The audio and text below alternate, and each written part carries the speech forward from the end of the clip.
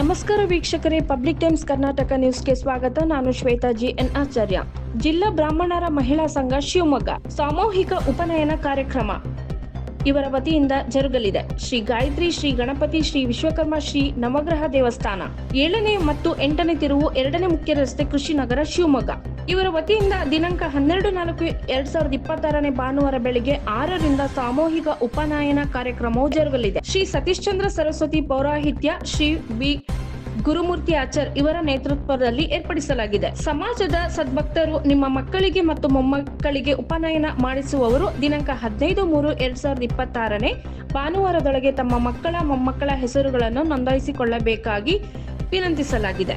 ವಿಶೇಷ ಸೂಚನೆಗಳು: ಸಮಾಜದ ಸದ್ಭಕ್ತರು ನಿಮ್ಮ ಮಕ್ಕಳಿಗೆ ಅಥವಾ ನಿಮ್ಮ ಮೊಮ್ಮಕ್ಕಳಿಗೆ ಉಪನಯನ ಬ್ರಹ್ಮೋಪದೇಶ ಮಾಡಿಸುವವರು ಒಟುವಿಗೆ 3,000 ರೂಗಳನ್ನು ಸಂದಾಯ ಮಾಡತಕ್ಕದ್ದು. ಒಟುವಿಗೆ ವಸ್ತ್ರ, ಪಂಚಪಾತ್ರೆ, ಪೂಜಾ ಸಾಮಗ್ರಿಗಳನ್ನು ನೀಡಲಾಗುವುದು. ಒಟುವಿನ ತಂದೆ ತಾಯಿ ಸಾಂಪ್ರದಾಯಿಕ ವಸ್ತ್ರವನ್ನು ಧರಿಸಬೇಕಾಗಿ ವಿನಂತಿ ಮಾಡಲಾಗಿದೆ.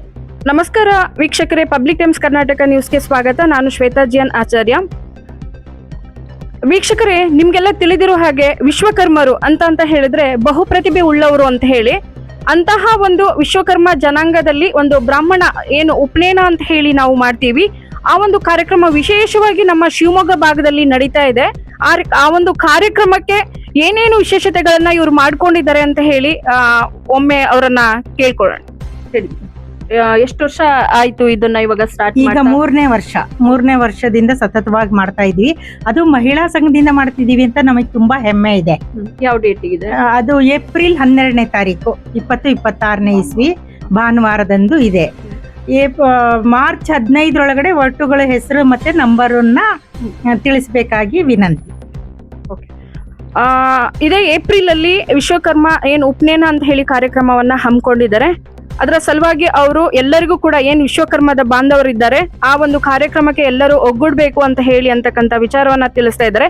ಅದಕ್ಕೆ ಸಂಬಂಧಪಟ್ಟಂತಹ ಮಾಹಿತಿಯನ್ನ ನಮ್ಮ ಪಬ್ಲಿಕ್ ಟೈಮ್ಸ್ ವೆಬ್ಸೈಟ್ ಚಾನಲ್ ಅಲ್ಲಿ ಕೂಡ ನಾವು ಅಪ್ಲೋಡ್ ಮಾಡಿರ್ತೀವಿ.